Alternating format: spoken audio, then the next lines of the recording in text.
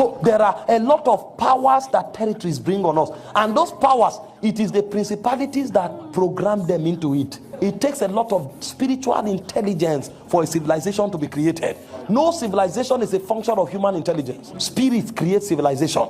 Go back to scripture from Egypt to Babylon, you will discover that spirits are involved. They design the architecture of a civilization so that men are perpetually enslaved. And so for a man to be God's messenger, he must first of all pay the price to be separated from his country. And then when you are separated from your country, you will be separated from your kindred, because this one has to do with the influence of culture and your personality. Because there are many people, the reason they can't be God's messengers is because where they came from in their culture, they have this bloated ego. Even when they had nothing, they think that everybody should lick their shoes, and that ego becomes a resistance against God. The way they think is so thwarted that if it doesn't give massage to their ego, they will never do it. And so they came into the kingdom, they discover that God is demanding brokenness, and they don't know how to go about it. Because even while they are walking in church, you have to address them politely. The day you make a mistake, they will say, is it because I'm here?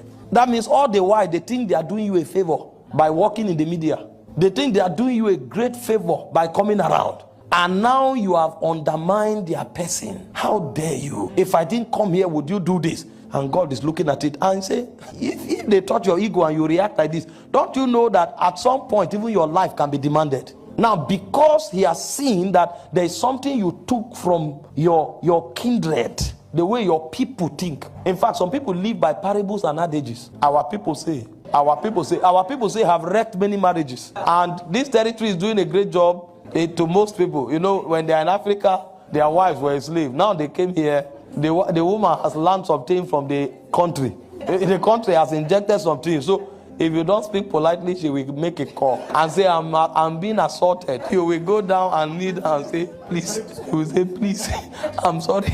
I'm sorry. You will forget that you are in Africa. You will forget immediately. You know, in Africa, you say, I'm the man of the house. Here, there is no man of the house. It's superior opinion that rules. Because if you don't want, there's an external force. And many African women have turned away from God's ordinances because of this. And this is still part of the country. Because many people have been discipled by this country. They know that a wife should be submissive to her husband. But England says no. And so they have become tyrants over their husband. So they can never be relevant with God. As simple as it is. They oppress their husbands and literally rob them of everything. It's part of the country. Then you have kindred, the cultures, the values that are alien to the ways of God. You have to separate from them. And then from family. Family has to do with sentiment. My daughter, my son, my wife.